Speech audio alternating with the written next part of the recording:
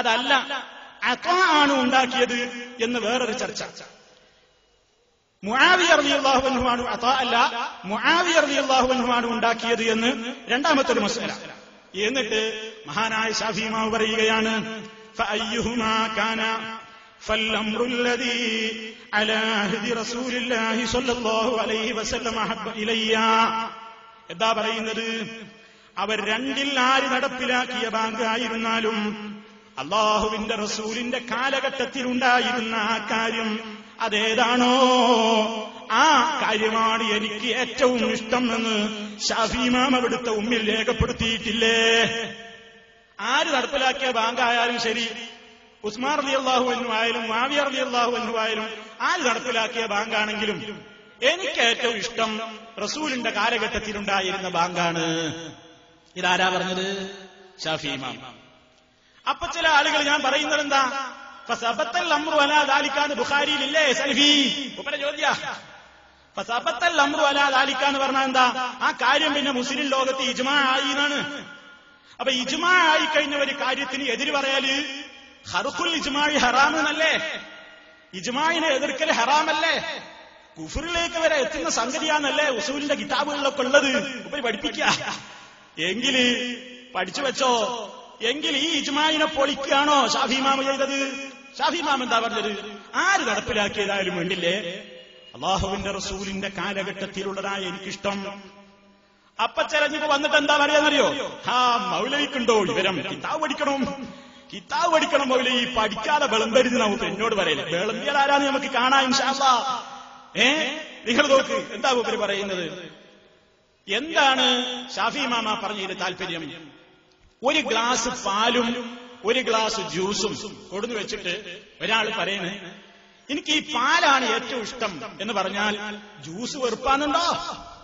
Juice ഇഷ്ടമല്ലാന്നുണ്ടോ? Juice എടുത്ത് ഒഴിവാക്കണമെന്നുണ്ടോ? തള്ളണമെന്നുണ്ടോ? അപ്പൊ ശാഫിഈ ഇമാം ഏറ്റവും ഇഷ്ടം അതാന്ന് പറഞ്ഞു എന്നല്ലേ ഉള്ളൂ, മറ്റേന് ഇഷ്ടക്കേടില്ല എന്നല്ലേ ആ വാചകത്തിന്റെ ഉദ്ദേശം എന്ന് പറയാറുണ്ട്. എന്നാ പഠിച്ചോ, ബുശ്റൽ കരീം എന്ന ഫിഖ്ഹിന്റെ ഗ്രന്ഥത്തിൽ കാണാം ശാഫിഈ ഇമാമിന്റെ ആ വാചകം ഉദ്ധരിച്ചെടുത്ത് അവിടെ കൃത്യമായി ആ കാര്യത്തെപ്പറ്റി പറഞ്ഞതെന്താ? അവിടെ പറയുന്ന വാചകം ശാഫിഈ ഇമാം പറയുന്ന വാചകമായിട്ട് പറയുന്നത് എന്താണ്? വതർക്കുഹു അഹബ്ബു ഇലയ്യ. ആ പരിപാടി ഉപേക്ഷിക്കലാണ് എനിക്ക് ഏറ്റവും ഇഷ്ടം. ഏത് പരിപാടി? നബി സല്ലല്ലാഹു അലൈഹി വസല്ലമിന്റെ കാലഘട്ടത്തിലില്ലാതെ പിന്നീട് എന്തോ ആവശ്യത്തിന് വേണ്ടി ഉണ്ടാക്കി എന്ന് പറയുന്ന ആ കാര്യം ഉപേക്ഷിക്കലാണ് എനിക്ക് ഏറ്റവും ഇഷ്ടമുള്ളത്. ആ ബാങ്ക് ഉപേക്ഷിക്കലാണ് എനിക്ക് ഏറ്റവും ഇഷ്ടമുള്ളത്. ഇപ്പൊ ശാഫിഈ ഇമാം ഇജ്മാഅ് ഒളിയനാന്ന് പറയോ? ഇതിൽ സഹാബത്തിനെ തള്ളിയോ? ഇല്ല. അപ്പൊ സുഹൃത്തുക്കളെ, മക്കത്തുക്കും മദീനത്തുക്കും ഇങ്ങനെ ചൂണ്ടാൻ പറയും. ഇവിടെ രണ്ട് ഭാഗങ്ങൾ. അവിടെ തറാവീഹ് 20 അവിടെ തറാവീഹ് എങ്ങനെയാണ്? അവിടെ ഭാഷ അറബിയാണ് എന്നിങ്ങനെ പറയുമ്പോ ഓരോന്നും അങ്ങോട്ടും കൊണ്ട് ചൂണ്ട. എന്നാ പിന്നെ സുഹൃത്തുക്കളെ നിങ്ങൾ ചോദിച്ചു നോക്കൂ, ഈ മക്കയും മദീനയൊക്കെ നിങ്ങൾക്ക് വലിയ തെളിവാന്നല്ല പറയുന്നത്. മക്കത്തും മദീനത്തുമൊക്കെ ഉള്ളപ്പോ അങ്ങനെ ചൂണ്ടണം. ഞങ്ങൾ അതിന്റെ ആൾക്കാരാണ്. ഒന്ന് വിനയത്തോടുകൂടെ ചോദിക്കട്ടെ, മക്കത്തെ പള്ളിയിലും മദീനത്തെ പള്ളിയിലും ആണ്ട് നേർച്ചന്റെ ഡേറ്റ് എന്നാ? അവിടെ എന്നാ കൊടികുത്ത് നേർച്ചന്റെ ഡേറ്റ്? അവിടെ കബറ് കെട്ടാൻ ആരാ പോകാറുള്ളത്? പേരോടാളെ പറഞ്ഞേക്കലുണ്ടോ? അവിടെ വിളക്ക് കത്തിക്കാൻ ആരെയാ പറഞ്ഞേക്കല്? സിറാജുൽ ഹുദയിലെ കുട്ടികളാണോ അവിടെ കബറിനെ വിളക്കെത്തിക്കല്? അവിടെ കബറിന്റെ ചുറ്റും തവാഫ് നടക്കാറുണ്ടോ? അതുപോലെ തന്നെ കബറിന്റെ അടുക്കൽ വെച്ച് സഈ നടത്താറുണ്ടോ? എണ്ണത്തിരി കത്തിച്ച് വെക്കാറുണ്ടോ? മക്ബറയിൽ പോയിട്ട് അവിടെ പോയിട്ട് സത്യം ചെയ്യുന്ന പരിപാടി മക്കയിലോ മദീനയിലോ ഉണ്ടോ? ഇതിപ്പോ അഖീദയായിട്ട് ബന്ധപ്പെട്ടതാണ്. ഇനി വേറെയും പറയാ, നിസ്കാരല്ലേ, കൂട്ടപ്രാർത്ഥന ഉണ്ടോ? നിങ്ങൾ ഈ പള്ളിയില്ലേ, ഈ പള്ളിയിൽ നിങ്ങൾ കൂട്ടപ്രാർത്ഥന നടത്തുന്നത് ഏത് മക്കത്തുനിന്ന് മദീനത്തുനിന്ന് ഞങ്ങളത് പഠിച്ചത്? ഈ പള്ളിയിൽ നിങ്ങൾ മാശറവിൽ നടത്തുന്നത് ഏത് മക്കത്തുനിന്ന് മദീനത്തുനിന്നാണ് നിങ്ങളത് പഠിച്ചത്? നിങ്ങൾ ജനാസ കൊണ്ടുപോകുമ്പോ ലാ ഇലാഹ ഇല്ലല്ലാഹ് എന്ന് ഉച്ചത്തിൽ മുദ്രാവാക്യം വിളിക്കുന്നത് പോലെ ദിക്ർ ചൊല്ലി പോകുന്നത് മക്കത്തും മദീനത്തുണ്ടോ? നിങ്ങൾ തൽഖീൻ ചൊല്ലുന്നത് മക്കത്തും മദീനത്തും ഉണ്ടോ? നിങ്ങൾ ബാങ്ക് ഇഖാമത്തും കൊടുക്കുന്നതിന്റെ മുമ്പ് അല്ലാഹുമ്മ സ്വല്ലി അലാ മുഹമ്മദി വഅലാ ആലി മുഹമ്മദ് അല്ലാഹു അക്ബർ എന്ന് ബാങ്ക് കൊടുക്കുന്നത്. ഇഖാമത്ത് വിളിക്കുമ്പോൾ അങ്ങനെ തന്നെ സലാത്ത് ചൊല്ലുന്നത് നിങ്ങളെ പള്ളിയിൽ അങ്ങനല്ലേ? അത് മക്കത്തുണ്ടോ മദീനത്തുണ്ടോ? നിങ്ങളെ പള്ളിയിൽ സുബഹിക്ക് കുനൂത്ത് ഓതുന്നു, കുനൂത്ത് ഓതിയിട്ടില്ലെങ്കിൽ ആ മുബ്തദിയാന്ന് പറയുന്നു. മക്കത്തെ പള്ളിയിലുണ്ടോ? മദീനത്തെ പള്ളിയിലുണ്ടോ? എന്താ നിങ്ങൾ ഈ പറയുന്നതിന്റെ പുതുമ? സൗദി അറേബ്യയിലേക്ക് നോക്കിയിട്ടല്ല ഞങ്ങൾ മതം തീരുമാനിക്കാറുള്ളത്. നിങ്ങൾ അതൊന്നും വിചാരിക്കണ്ട. ഞങ്ങൾ സൗദി അറേബ്യയിലേക്ക് നോക്കിയിട്ട് മതം തീരുമാനിക്കുന്നവരാണല്ല.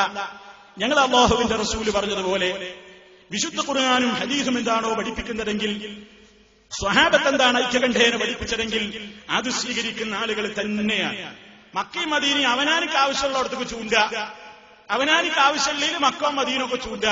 ആവശ്യമില്ലാത്ത കാര്യം വരുമ്പോ മക്കവും മദീനയും പറ്റൂല.